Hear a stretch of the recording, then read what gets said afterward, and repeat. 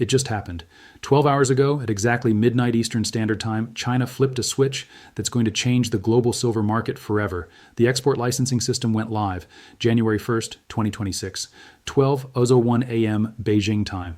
And right now, as I'm recording this, Western banks are realizing they have a problem, a very big problem, because for the first time in modern history, the Chinese government now has direct control over 121 million ounces of annual silver supply. That's 10% of global mine production. And every single ounce that leaves China now requires explicit government approval. 44 companies. That's it. Out of thousands of Chinese silver producers, refiners, and exporters, only 44 have been approved to export silver under the new licensing regime. And here's what nobody's talking about. The approval list can change. Beijing can add companies. They can remove companies. They can approve exports one month and deny them the next. This isn't a free market anymore. This is strategic resource control. And the timing of when they did this, tells you everything you need to know about what's coming. Let me show you exactly what happened at midnight, who's trapped, and what this means for the silver price over the next 90 days. Because what happened in the last 12 hours is just the beginning. Let me walk you through exactly what changed at midnight on January 1st, 2026. Prior to today, any Chinese company with the proper business registration could export silver. You filled out customs paperwork, paid the export duties, and shipped the metal. It was relatively straightforward. As of 12:01 AM Beijing time today, that system no longer exists. Now, if you're a Chinese company and you want to export silver, here's what you need. Step 1. You must be on the approved list published by the Ministry of Commerce. That list currently has 44 companies on it. Step 2. For each export transaction, you must apply for a specific export license. This isn't a blanket annual approval. This is per transaction. Step 3. The license application must include destination country, receiving company, quantity, form of silver, refined bars, grain, industrial compounds, end-use application, and delivery timeline. Step 4. The Ministry of Commerce reviews the application. They can approve it, deny it, or request modifications. There is no guaranteed approval timeline. It could take days. It could take weeks. Step 5. If approved, the license is valid for that specific transaction only. Next shipment, new license application. This is not a minor regulatory change. This is comprehensive supply chain control. And here's the key detail that most Western analysts are missing. The approval criteria are not published. China has not released the specific standards by which they'll evaluate export license applications. They haven't said, if you meet these requirements, you'll be approved. Instead, it's discretionary. Each application is evaluated on a case-by-case basis, which means Beijing has complete flexibility to approve or deny based on domestic needs, foreign policy considerations, or strategic economic objectives. Now let me show you the official list of approved companies because this is important. The Ministry of Commerce published the list on December 30th, 2 days ago. 44 companies across different categories. Primary silver miners, 8 companies, silver refiners, 12 companies, industrial silver processors, 15 companies, trading companies, 9 companies. Notice what's interesting here. The major state-owned enterprises are all on the list. China Minmetals, China Gold Group, Zijin Mining, they're approved. But a significant number of smaller private refiners and exporters are not on the list. So if you're a Western industrial buyer, let's say you're a solar panel manufacturer in Arizona, and you've been sourcing refined silver from a mid-sized Chinese refiner for the past 5 years, there's a decent chance your supplier is no longer authorized to ship to you. You now need to find one of the 44 approved companies, negotiate a new supply contract, and hope they have capacity and willingness to export. And here's where it gets even more complicated. China is a net importer of raw silver ore. They import about 3,800 metric tons of raw silver annually. That's 122 million ounces. Most of this comes from Australia, Peru, Mexico, and Chile. China then refines this silver domestically and exports approximately 3,660 metric tons, about 121 million ounces, in refined form. So they're importing raw, refining it, and exporting refined. They're the middleman. They're the global refining hub. And now that export flow has a government-controlled choke point. Every month, Beijing reviews domestic silver demand from their solar manufacturers, their electronics sector, their EV battery producers. If domestic demand is high, they can simply slow down export approvals. They don't have to announce a ban, they just process licenses more slowly. The silver stays in China, Western buyers wait, prices adjust. This is exactly what China did with rare earth elements starting in 2010. And we all know how that worked out. Rare earth prices spiked 400% in 18 months. Western manufacturers scrambled to find alternative suppliers. It took years to develop non-Chinese supply chains. Silver is about to follow the same pattern, and it started at midnight. Now let me show you who has a problem. A very big, very immediate problem. Western bullion banks, JP Morgan, HSBC, Scotiabank, UBS, operate something called an unallocated silver system. Here's how it works. When you buy silver from a bank, whether you're an industrial user, an ETF, or an institutional investor, the bank often sells you unallocated silver. That means you don't own specific bars with serial numbers. You own a claim on a certain number of ounces that the bank promises to deliver if you request it. This system works on the assumption that most clients will never request physical delivery. They'll just hold the paper claim, or they'll sell the claim to someone else, or they'll settle in cash. So the banks don't need to hold 100% of the silver they've sold. They can operate on fractional reserves. Maybe they hold 30% physical backing, maybe 50%, maybe less. This is profitable for banks because they can sell the same ounce of silver multiple times. They collect fees on each transaction. And as long as delivery requests stay below their physical inventory, the system works. But here's the problem. When delivery requests spike, banks need to source physical silver quickly. And where do they source it? China. China is the world's largest silver refiner. When Western banks need to replenish their vaults, they call Chinese refiners and place orders. The silver gets shipped, arrives in London or New York, and the banks allocate it to their vaults. This process typically takes 4 to 6 weeks. Order placed, silver refined, shipped via cargo vessel, clears customs, delivered to vault. But as of today, that supply chain has a new layer, the license application process. Let me walk through what happens now. Week 1. Western Bank realizes they need 2 million ounces to meet delivery requests. They contact their usual Chinese refiner. The refiner says, "We can produce the silver, but we need to apply for an export license. It'll take 2 to 3 weeks for approval." Week 2 to 3, license application is under review. The bank is waiting. Delivery requests keep coming in. The bank's physical inventory is dropping. Week 4, license is approved, best case scenario. Production begins. Week 5 to 6, silver is refined and prepared for shipment. Week 7-8, ocean freight to London or New York. Week 9, clears customs delivered to vault. That's 9 weeks minimum. Previously, this was 4 to 6 weeks, and that's assuming the license gets approved without complications. But what if Beijing decides domestic demand is a priority that month? What if they slow down export approvals? What if they deny the application and the bank needs to find an alternative supplier? Suddenly, you're looking at 12 weeks or longer. And here's the critical issue. During those 12 weeks, delivery requests keep coming in. Silver ETFs like SLV, the largest silver ETF in the world, are required to maintain physical backing for their shares. When investors buy SLV shares, the fund must acquire physical silver. When they sell, the fund can release silver. In December 2025, SLV saw net inflows of 14.2 million ounces. That means the fund had to source 14.2 million ounces of physical silver in 1 month. Where do you think they got it? A significant portion came from Chinese refiners. Now imagine it's February 2026. SLV has another month of strong inflows. They need 15 million ounces, but their Chinese suppliers are waiting on export licenses. The silver isn't arriving on schedule. What does SLV do?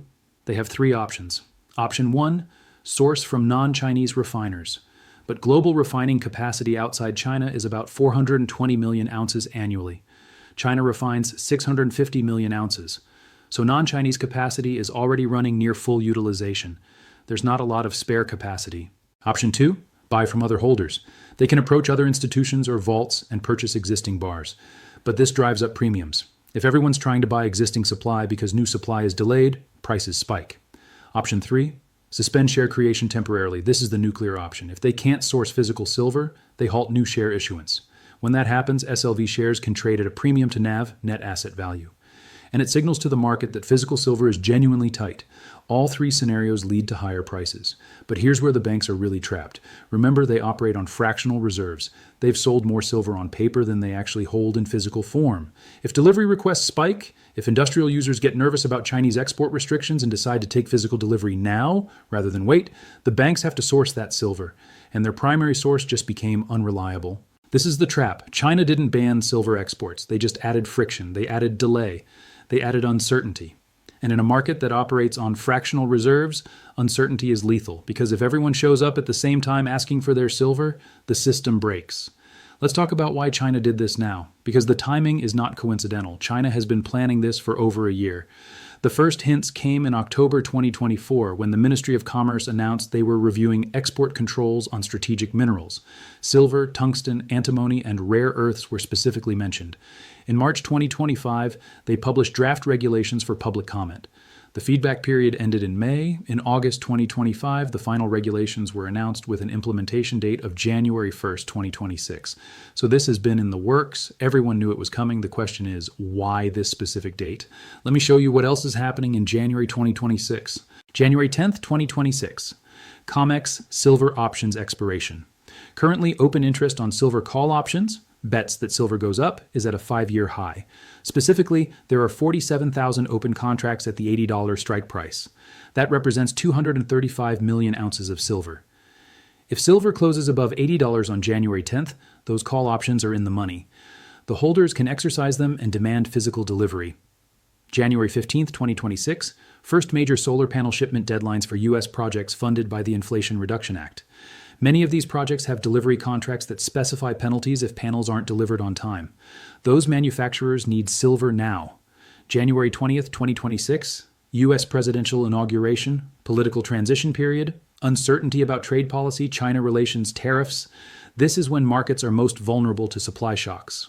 Late January 2026, Chinese New Year celebrations. Many Chinese factories, including refiners, shut down for 1 to 2 weeks. This happens every year. But this year, it compounds the export licensing delays. China launched this export control system right before a period when Western silver demand is elevated and supply chains are already stressed. That's not an accident. Let me show you China's strategic calculus here. China has 3 major goals with this policy. China is the world's largest producer of solar panels. They manufactured 540 gigawatts of solar capacity in 2025. That's 78% of global production. Each gigawatt of solar capacity requires approximately 18,000 ounces of silver. So China's solar industry alone consumed 97 million ounces of silver in 2025. China is also ramping up EV production. They produced 9.6 million EVs in 2025. Each EV uses 15-30 grams of silver depending on the model. That's another 4.7 million ounces minimum. Add in electronics manufacturing, 5G infrastructure, medical devices, and other applications, and China's domestic silver consumption is approximately 231 million ounces annually. But they only mine 112 million ounces domestically, so they have a deficit. They need to import raw silver, refine it, and allocate it between domestic use and exports. By controlling exports, they ensure domestic industries get priority. If there's a supply crunch, Chinese manufacturers are protected. Western manufacturers bear the shortage risk. The United States and Europe have both announced aggressive clean energy goals. The US wants 50% renewable energy by 2030. The EU wants 55% carbon reduction by 2030. Both require massive solar deployment, and solar requires silver.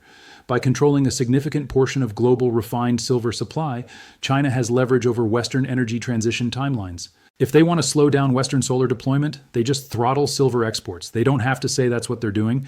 They just process export licenses more slowly. Suddenly, Western solar manufacturers face delays. Projects get pushed back, costs go up, the transition slows. This is geopolitical leverage. And China has history doing this with rare earths. They know it works. When you control 10% of global supply and you're the primary refiner for much of the rest, you have significant price influence. If China wants silver prices higher, maybe because they hold large reserves and want to monetize them, they can reduce export approvals. Supply tightens, prices rise. If they want prices lower, maybe to hurt Western silver miners or to buy reserves cheaply, they can flood the market with export approvals. They're not just a participant in the silver market anymore. They're the referee, and they just blew the whistle. Let me show you who's panicking right now. And I mean right now, as in they're on the phone with suppliers today trying to secure silver. First Solar, Jinko Solar, Canadian Solar, all have U.S. manufacturing facilities ramping up production to meet Inflation Reduction Act demand. The IRA provides tax credits for domestically manufactured solar panels.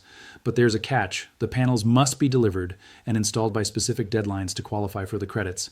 Many developers have contracts that specify if you don't deliver panels by Q1 2026, you lose the tax credit. And losing that credit makes the project uneconomical. So solar manufacturers need silver in January and February. They can't wait for Chinese export licenses to process. They need delivery now. This is why you're going to see U.S. solar manufacturers start bidding up physical silver prices. They'll pay premiums. They'll source from dealers. They'll buy from industrial suppliers who normally don't sell to solar. Because if they miss their delivery deadlines, they lose contracts worth hundreds of millions of dollars. Samsung, Apple, LG, Sony, they all use silver in smartphone components, television displays, computer motherboards, and semiconductor packaging. A typical smartphone contains 0.2 to 0.3 grams of silver. Doesn't sound like much, right? But global smartphone production is about 1.4 billion units per year. That's 350 million grams minimum. That's 11.2 million ounces of silver annually just for smartphones.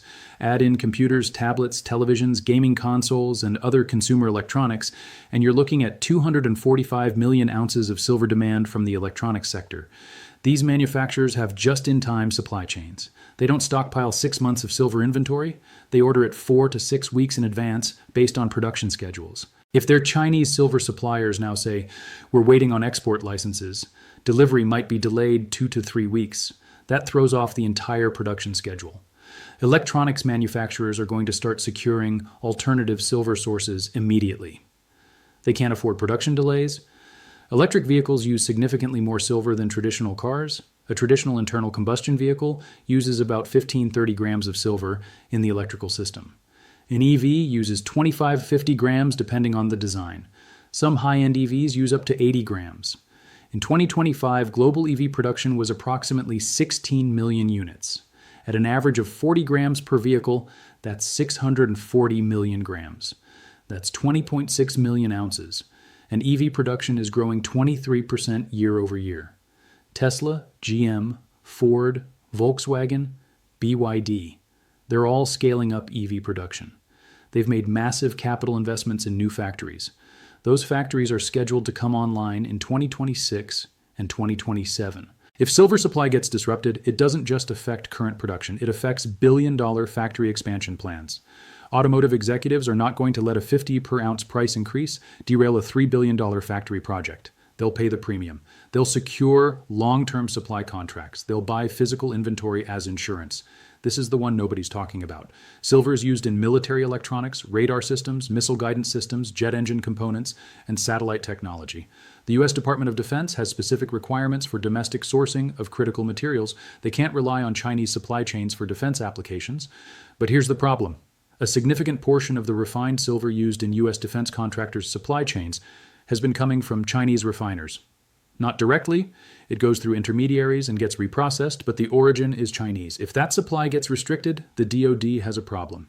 I can tell you right now, there are meetings happening at the Pentagon this week about silver supply chain security. They're going to mandate that defense contractors source silver from non-Chinese suppliers.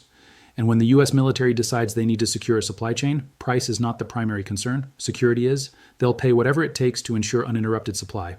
All four categories, solar, electronics, automotive, and defense, are going to be competing for non-Chinese silver supply starting this month. And there's not enough to go around. Let me show you why this is going to get ugly. Let's do the math on global silver supply and demand outside of China. Global mine production, 2025, 1,030 million ounces. China's mine production, 112 million ounces. Non-Chinese mine production, 918 million ounces. Now, of that 918 million ounces mined outside China, about 30%, that's 275 million ounces, gets shipped to China for refining. Why? Because China has the world's most efficient refining infrastructure. It's cheaper to ship raw silver to China, have them refine it, and ship it back, than to build equivalent refining capacity elsewhere. So the actual supply available to Western markets without going through China is 9 to 18 million non-Chinese mining, minus 275 million shipped to China for refining. Shows are 643 million ounces. Now let's look at demand outside China. United States, 183 million ounces annually. Europe, 142 million ounces annually. Japan, 38 million ounces annually. India, 89 million ounces annually. Rest of world, 127 million ounces annually. 579 million ounces. So on paper, there's enough supply, 643 million available versus 579 million demand. But that's not how markets work. That 643 million ounces includes recycled silver from old electronics, solar panels, and industrial scrap. Recycling typically provides about 180 million ounces annually to the non-Chinese market. So new supply from mining available to Western markets is actually 643 million minus 180 million recycling. Weren't 463 million ounces of newly mined supply. Now we have a deficit, 579 million demand minus 463 million new supply, 116 million ounce deficit. Where does that 116 million ounce shortfall come from? Historically, it's come from Chinese exports of refined silver, 121 million ounces annually, drawdowns of existing inventories, investor selling, coins, bars, ETFs. But Chinese exports just became unreliable. If Chinese exports drop by even 30%, not eliminated, just reduced by 30%, that's 36 million ounces that disappear from Western supply. Now you have a 116 million ounce deficit that's only partially filled by China. The gap gets filled by higher prices, which incentivizes more recycling and more mining, investor liquidation, people sell their coins and bars, demand destruction, some industrial users find alternatives or reduce consumption. But here's the problem. Industrial demand is relatively inelastic in the short term. You can't just redesign a solar panel in 3 months to use 30% less silver. The technology is what it is. The manufacturing processes are set. A solar manufacturer either pays the higher price or they don't produce solar panels. There's no third option. Same with electronics. You can't just remove silver from a smartphone circuit board and have it work. It's engineered to specific requirements. So industrial users are going to pay up. They'll absorb higher silver costs and pass them on to consumers or accept lower margins. But investor liquidation, that's much more sensitive to price. If silver goes from $70 to $75, some coin holders might sell, but not 50 million ounces worth, maybe 5 million ounces. If silver goes from $75 to $85, you might get another 10 million ounces of investor selling. But to get 50 plus million ounces of investor liquidation, enough to replace the shortfall from reduced Chinese exports, you'd need silver above $100. Maybe above $120, because investors who bought physical silver over the past few years, they bought it as a long-term inflation hedge. They bought it because they don't trust paper markets. They're not panic sellers. So the market is going to have to go up significantly up to balance supply and demand if Chinese exports are restricted. The math doesn't work otherwise. Let me walk you through what I think happens over the next 90 days. I'm going to give you the timeline month by month. Week 1, this week. Western industrial buyers contact their Chinese suppliers. They're told about the licensing process. Initial reaction, okay, it'll add a few weeks, not ideal but manageable. Week 2, the first export license applications start processing. Some get approved quickly. Others are delayed pending additional information. Word starts spreading in industry circles. Chinese silver supply is less reliable now. Week 3, a major solar manufacturer issues a press release. We're experiencing supply chain delays for critical materials. They don't specifically mention silver, but industry insiders know. Week 4, silver prices, which have been consolidating around 70, 72, start ticking up. Physical premiums widen. Dealers report increased buying from industrial accounts. By end of January, silver is at $76, $78. The market is starting to price in supply risk. Week 5, Chinese New Year factory closures compound the licensing delays. Silver that should have shipped in late January is now pushed to late February or early March. Week 6, a mid-sized solar panel manufacturer announces they're suspending production at one facility due to supply chain constraints. Their stock drops 12% in one day. Week 7, SLV announces net inflows of 18 million ounces in January. They issue a notice. We are actively sourcing physical silver from multiple suppliers to meet creation demand. Slight delays may occur. That notice spooks the market. If the largest silver ETF is acknowledging sourcing difficulties, the situation is real. Week 8, silver breaks $85. Physical premiums are now $6 to $8 over spot. Some dealers limit purchases or implement allocation systems. By end of February, silver is at $88, $92. Mainstream financial media starts covering the silver supply crisis. This is when we find out if the system can handle the stress. COMEX and LBMA, London Bullion Market Association, coordinate with remaining non-Chinese refiners to increase production. Some Chinese export licenses get fast-tracked after diplomatic negotiations. Prices spike to $95, $100, but stabilize. Industrial buyers lock in long-term contracts at elevated prices. The market adjusts to a new normal. Silver trades in the $85-$95 range instead of $65-$75. Chinese exports drop more than 50%. COMEX registered inventory falls below 40 million ounces. A large institution demands physical delivery and COMEX struggles to source the metal. Prices spike above 110. There are discussions of settlement in cash rather than physical. The paper market briefly loses credibility. Prices hit 130 plus before regulators intervene with emergency measures, position limits, forced liquidation of leveraged positions, etc. The U.S. and China reach a bilateral agreement. China commits to processing export licenses expeditiously in exchange for trade concessions in another sector. Supply normalizes. Prices retreat to $78, $82. The crisis is averted, but the precedent is set. China controls a critical supply chain and can weaponize it. I think scenario A is most likely, but the probability of scenario B is higher than most people realize. Because the banks are fractionally reserved, industrial demand is inelastic, and Chinese exports are now subject to political discretion. That's a recipe for a squeeze. Let me be very transparent about how I'm positioning for this. I am buying physical silver every week in January, not waiting for dips, not trying to time the perfect entry, just consistent accumulation. Why? Because if we get scenario B, the full squeeze, physical silver will be unavailable at any price for a period of time.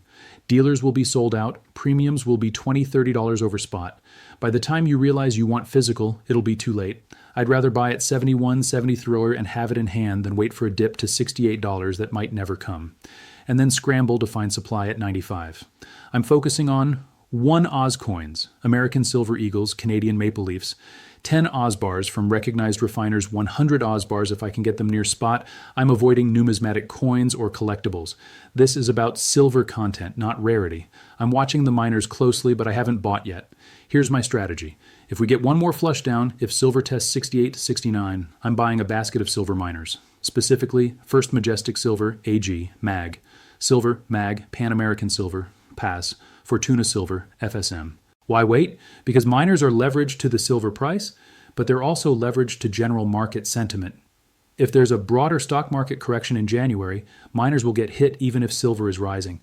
But if we're in a squeeze environment and silver is at $90, $100, these companies are going to print money.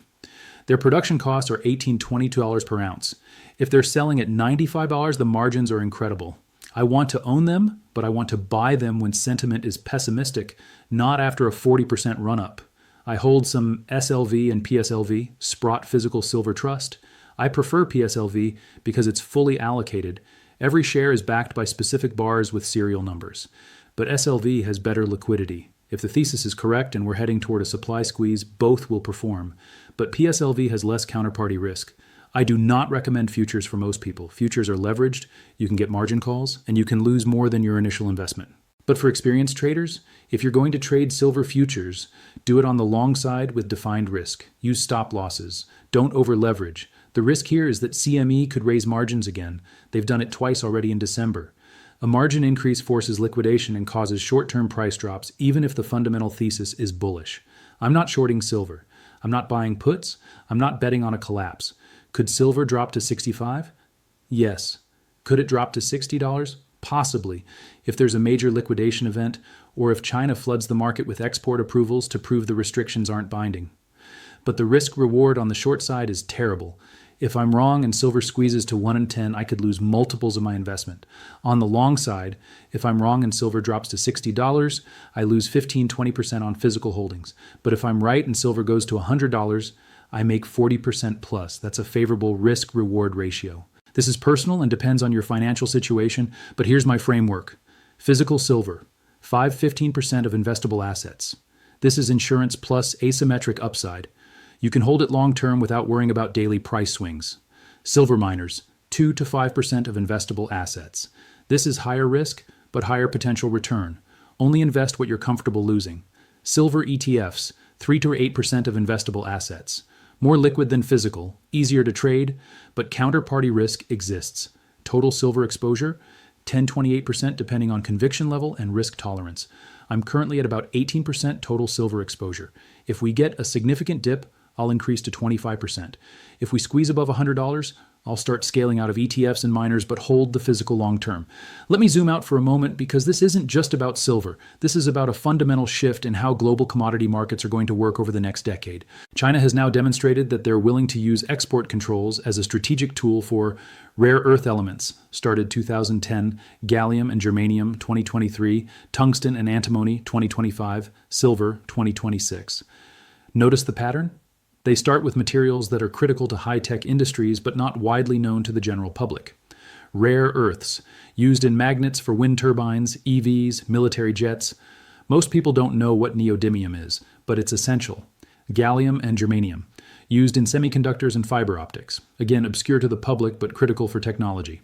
Tungsten, used in military ammunition and drilling equipment. Strategic but under the radar. Silver, used in solar panels, electronics, EVs. Finally, a material that people have heard of. This is a pattern of escalation. China is testing Western response at each level. And so far, the Western response has been, we'll diversify our supply chains eventually. But eventually takes years. You can't build a rare earth refinery in 18 months. You can't develop a new silver mine in 2 years. These are 5 to 7 year projects minimum. So in the short to medium term, China has leverage, and they know it. The broader implication is that commodity markets are becoming geopoliticized. For the past 30 years, commodities traded based on supply, demand, and financial speculation. Governments stayed mostly out of it. That era is ending. Now commodity flows are subject to export licensing, China, sanctions, US, EU on Russia, strategic stockpiling, multiple countries, domestic content requirements, IRA in the US. This makes commodity prices more volatile and less predictable. For investors, it means you can't just look at supply-demand fundamentals anymore. You have to consider geopolitical risk. Is this commodity concentrated in one country? That's a risk factor. Is this commodity critical to national security? That's a price floor. Can this commodity be easily substituted? If no, prices can spike dramatically during supply disruptions. Silver checks all 3 boxes. China controls significant refining capacity, critical to defense, energy transition, electronics, difficult to substitute in most applications. That's why this matters beyond just silver investors. This is a preview of how commodity markets will function in the 2026-2030 period. Expect more export controls, expect more supply chain disruptions, expect higher volatility, and position accordingly. So let's bring this all together. At midnight last night, China implemented an export licensing system that gives Beijing discretionary control over 121 million ounces of annual silver exports. Western banks that operate on fractional reserves are now facing potential supply delays of 4 to 8 weeks instead of the normal 4 to 6 weeks. Industrial users in solar, electronics, automotive, and defense sectors are scrambling to secure non-Chinese silver supply. The math shows a 116 million ounce deficit in non-Chinese markets that has historically been filled by Chinese exports. If those exports drop even 30%, the deficit grows and prices have to rise significantly to balance the market. Over the next 90 days, we're going to see if Western supply chains can adapt or if we get a full squeeze. I'm positioned for a squeeze with physical silver as the core holding, but I'm watching the data closely. If Chinese export licenses get approved quickly and supply stabilizes, I'll reassess. If delays persist and premiums widen, I'll add to positions.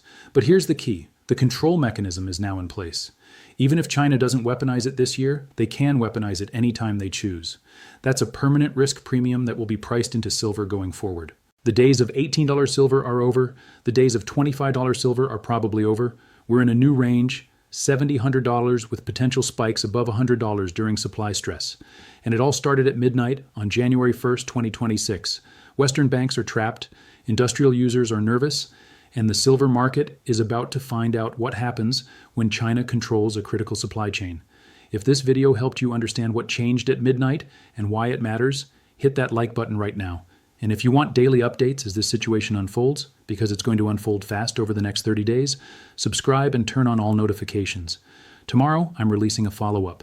The 44 companies, who China approved, and what it means for supply. I'm going to break down the approved exporter list, show you which companies have ties to Western buyers, and explain why certain companies got approved while others didn't. You need to see that video. Drop a comment below. Do you think China will weaponize this system? Are you buying physical silver right now? What's your price target for Q1 2026? I read every comment, and I'll respond to the best ones. One more thing. Check the community tab. I post real-time updates whenever there's breaking news on export licenses, supply chain disruptions, or price moves. This is the biggest shift in the silver market in 15 years, and it just went live. Thanks for watching. I'll see you tomorrow.